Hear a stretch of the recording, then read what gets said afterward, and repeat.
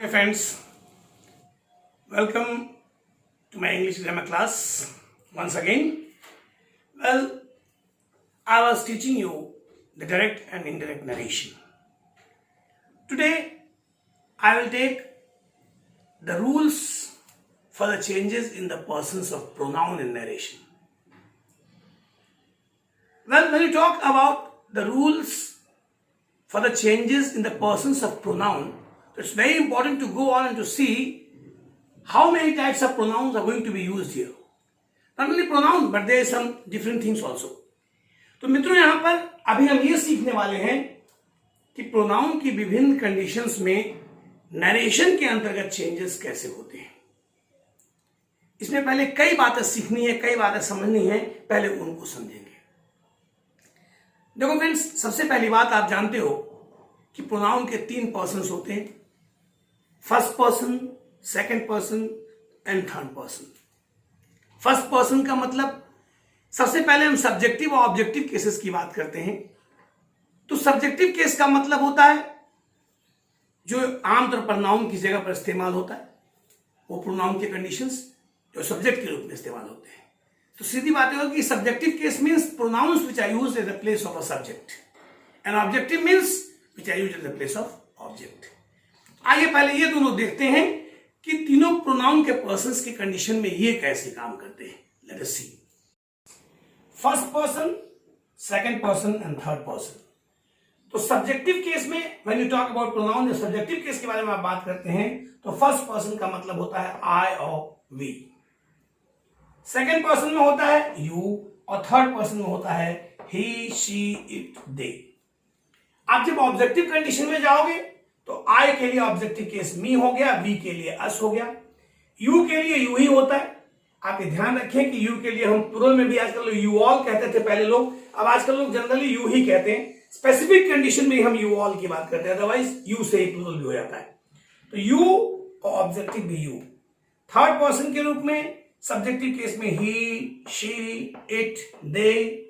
For he in objective case we use him, for she her, for it, and then for they, them. So this is the subjective and objective conditions, my dear friends. Now let's move towards other conditions also. Let's see the possessive condition. Friends, the third case is possessive case. Possessive किससे बना है? Possessive possession word से बना है. Possessive का मतलब होता है अधिकार रखना.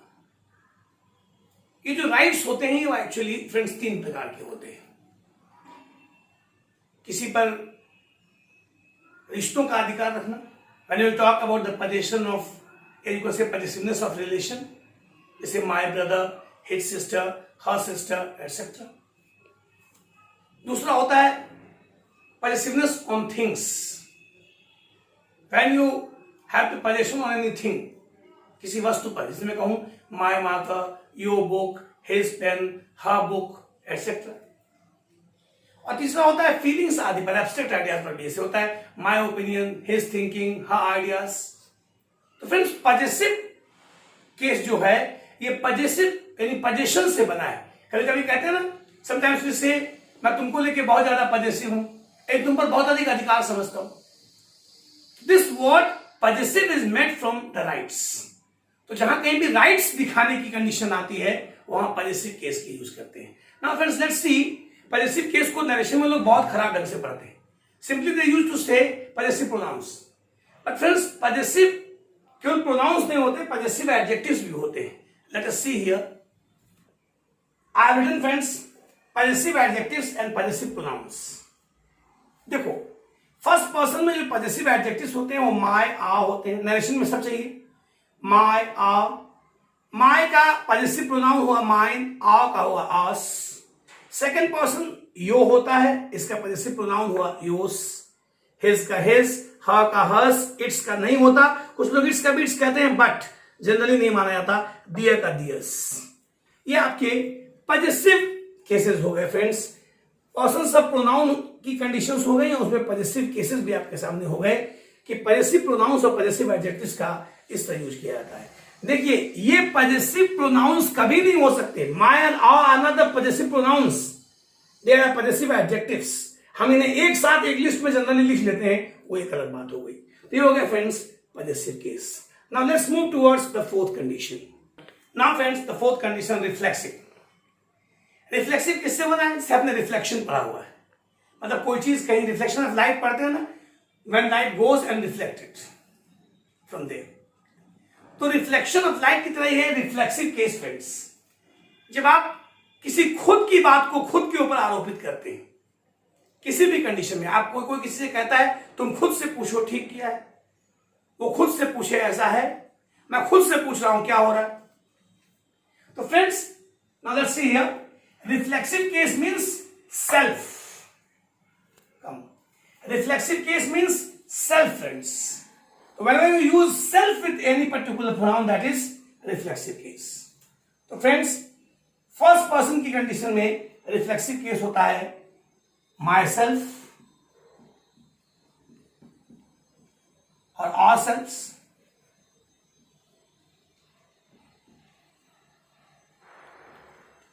आप जानते हैं लास्ट का एफ भी ए से बदल जाता है। सेकंड पर्सन के लिए होता है yourself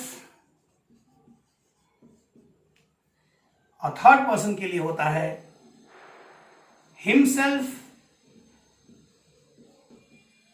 herself, itself and themselves.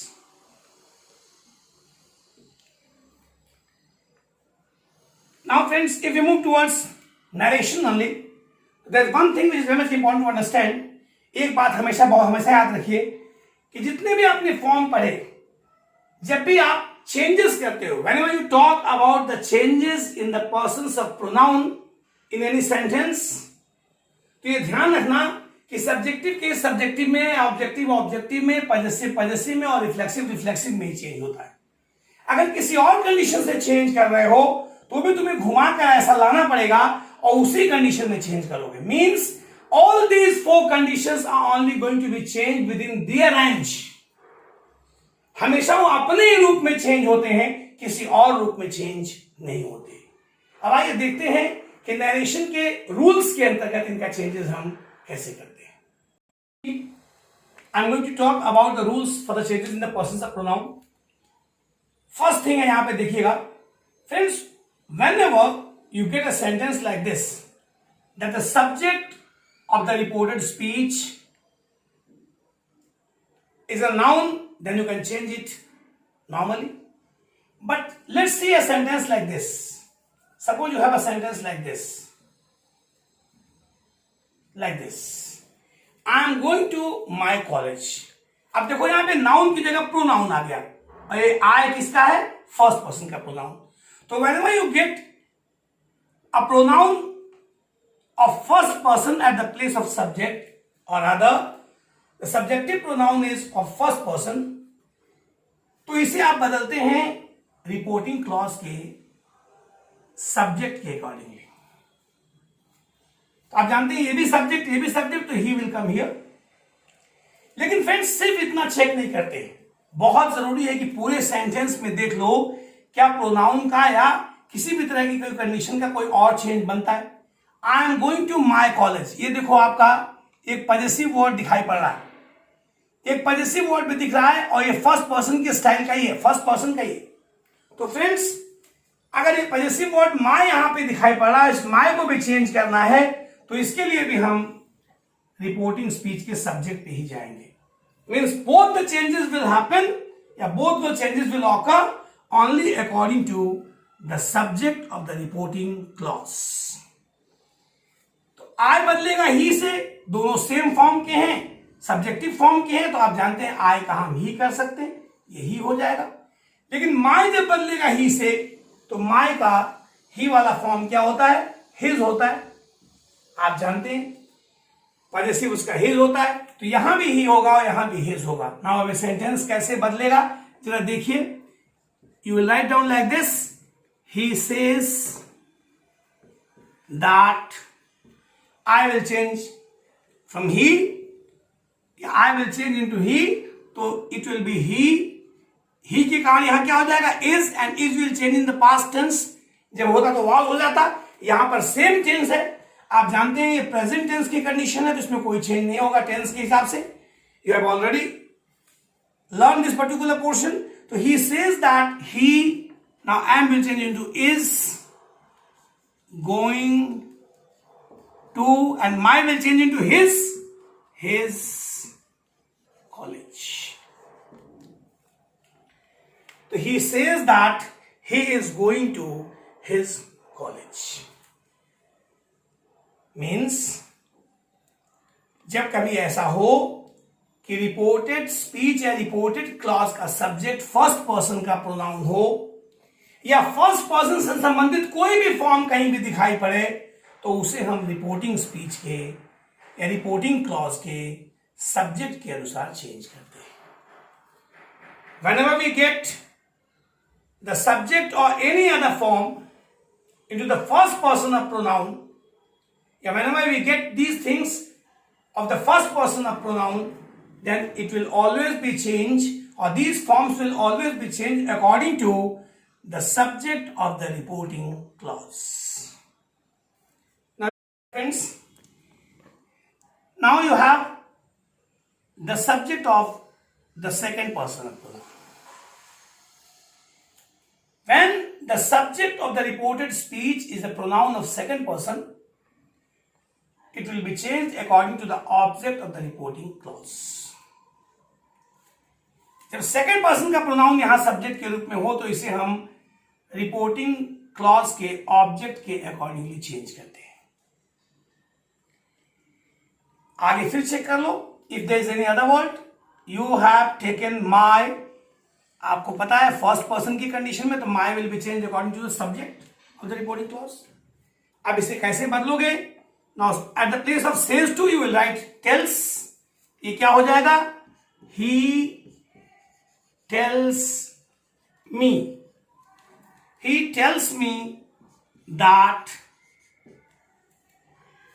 Now me के अकॉर्डिंगली मी चेंज होगा यू के अकॉर्डिंग. तो मी यू के रूप में क्या हो जाएगा? आई हैव का हैव रहेगा. आई हैव टेकन. माई बदलेगा ही से, तो क्या हो जाएगा? हिज. माई का ही वाला फॉर्म क्या हुआ? His pen. Now the sentence will be he tells me that I have taken his pen. तो जब कभी भी रिपोर्टेड स्पीच का सब्जेक्ट सेकंड पर्सन का प्रोनाउन हो, तो इसे हम रिपोर्टिंग क्लॉज के या रिपोर्टिंग स्पीच के ऑब्जेक्ट के अनुसार चेंज करते हैं. Now let's see a special condition, my dear friends. Now see dear friends, अब यहाँ एक कंडीशन है. It's a special sentence. She says, "You are my best friend." Here, the subject of the reported speech is a pronoun of second person. It should be changed according to the object, but the object is missing here. Object यहां है नहीं, missing है. अब क्या करोगे? In this condition, friends, we imagine an object of first or third person here. केवल imagine करेंगे. कुछ लोग इसको लिख भी देते हैं, लेकिन हम केवल इमेजिन करके उसके अनुसार, उसके अकॉर्डिंगली इस यू को चेंज करेंगे. ये बात हमारे दिमाग में होनी चाहिए.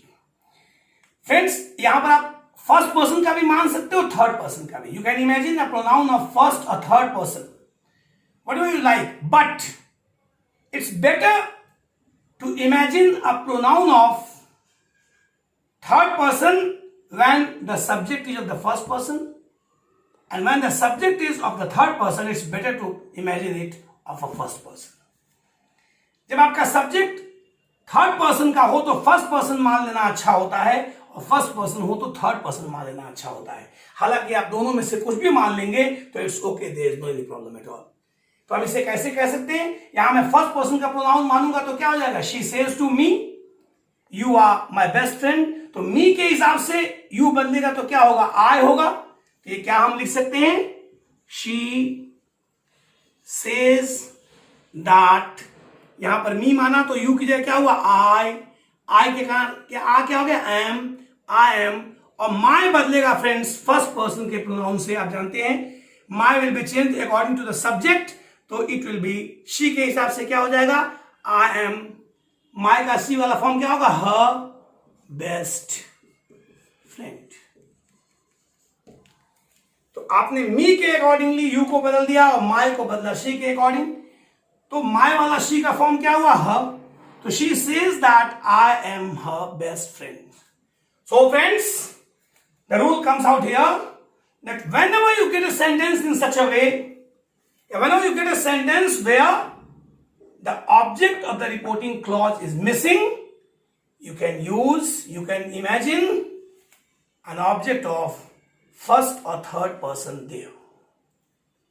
आपके सामने सेंटेंस ऐसा है जहां पर रिपोर्टिंग स्पीच का ऑब्जेक्ट मिसिंग हो और यहां पर प्रोनाउन सेकंड पर्सन का हो, सब्जेक्ट सेकंड पर्सन का हो, तो आप यहां के लिए फर्स्ट या थर्ड पर्सन के प्रोनाउन की कल्पना कर लेते हैं।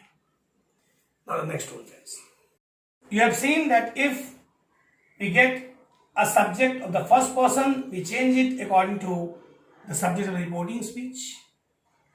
When we get a subject of the second personal pronoun, we change it according to the objective case या object of the reporting speech. तो फर्स्ट पर्सन के प्रोनाउन को सब्जेक्ट के अनुसार, सेकंड पर्सन के प्रोनाउन को ऑब्जेक्ट के अनुसार हम चेंज कर चुके हैं। तो now there is no space left for the third person of pronoun. Third person के प्रोनाउन को चेंज करने के लिए कोई स्पेस हमारे पास बची हुई नहीं है। दैट्स व्हाई जब कभी इस तरह का केस हमारे सामने आए तो हम इस तरह के इन कंडीशंस में या थर्ड पर्सन के प्रोनाउंस में कोई भी चेंज नहीं करते। तो फ्रेंड्स, क्या हो जाएगा, कहने का मतलब है सेल्स टू आपका टेल्स में बदलेगा, तो आपका सेंटेंस होगा ही टेल्स मी दैट, दे का दे होगा that they had gone there. तो फ्रेंड्स, एक बात कही जाती है कि आपको जब आपका फर्स्ट पर्सन का प्रोनाउन था तो आपने उसे बदला सब्जेक्ट के अनुसार, सेकेंड पर्सन का प्रोनाउन था तो बदला ऑब्जेक्ट के अनुसार, और थर्ड पर्सन के प्रोनाउन में नो चेंज में से एन ले लिया, नो चेंज। तो इसका फॉर्मूला फ्रेंड्स, इसे कहा करते हैं SON by 1 2 3। It's a very popular formula for the changes in the persons of pronoun.